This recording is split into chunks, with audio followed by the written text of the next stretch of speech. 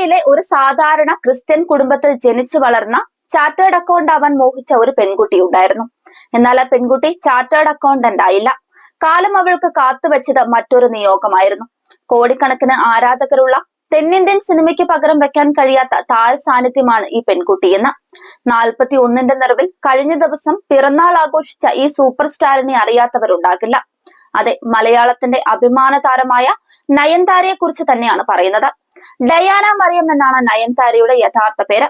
1984 November 18 തിരുവല്ലയിലെ ഒരു സാധാരണ Christian കുടുംബത്തിൽ ജനിച്ചു വളർന്ന ഡയാനയിൽ നിന്നും നയൻതാര എന്ന സൂപ്പർ താരത്തിലേക്കുള്ള യാത്ര ഒരു സിനിമാ കഥ പോലെ വിസ്മയിപ്പിക്കുന്ന ഒന്നാണ്.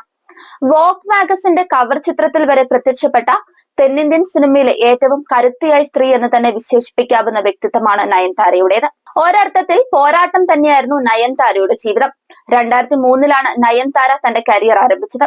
നയൻതാരയുടെ അഭിനയ ജീവിതം 2 പതിറ്റാണ്ട് പിന്നിടുമ്പോൾ ഇന്ന് താരത്തിന് 223 കോടി ആസ്തിയുണ്ടെന്നാണ് റിപ്പോർട്ടുകൾ. രാജ്യത്തെ ഏറ്റവും കൂടുതൽ പ്രതിഫലം വാങ്ങുന്ന നടിമാരിൽ ഒരാൾ കൂടിയാണ് നയൻതാര. 20 വർഷത്തിനിടെ നിരവധി ഉയർച്ച താഴ്ചകളിലൂടെയാണ് നയൻതാരയുടെ കരിയർ മുന്നോട്ടു പോയത്. വ്യക്തി ജീവിതത്തിലും കരിയറിലുമെല്ലാം തിരിച്ചടികൾ ഉണ്ടായിട്ടും കൂടുതൽ കരുത്തിയായി നയൻതാര തിരിച്ചു വന്നു. സംവിധായകനായ വിഘ്നേഷ് ശിവനാണ് നയൻതാരയുടെ ജീവിത പങ്കാളി. നാനും റൌഡി നാൻതാൻ എന്ന സിനിമയുടെ സെറ്റിൽ വെച്ചായിരുന്നു നയൻതാര വിഘ്നേഷ് പ്രണയം മുട്ടിട്ടത്. ഈ ദമ്പതികൾക്ക് ഉലഗ് ഉയർ എന്നിങ്ങനെ 2 ആൺമക്കളുമുണ്ട്.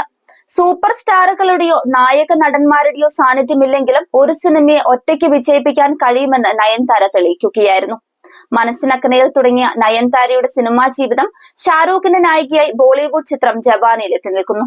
ഷാരൂഖ് ഖാൻ, രജനി, മമ്മൂട്ടി, മോഹൻലാൽ, അജിത്, വിജയ്, സൂര്യ, ചിരഞ്ജീവി, ശിവകാർത്തികേയൻ എന്ന് തുടങ്ങി ഇന്ത്യൻ സിനിമയിലെ ഒട്ടുമിക്ക സൂപ്പർ സ്റ്റാറുകൾക്കൊപ്പവും നയൻതാര ഇതിനകം അഭിനയിച്ചു കഴിഞ്ഞു.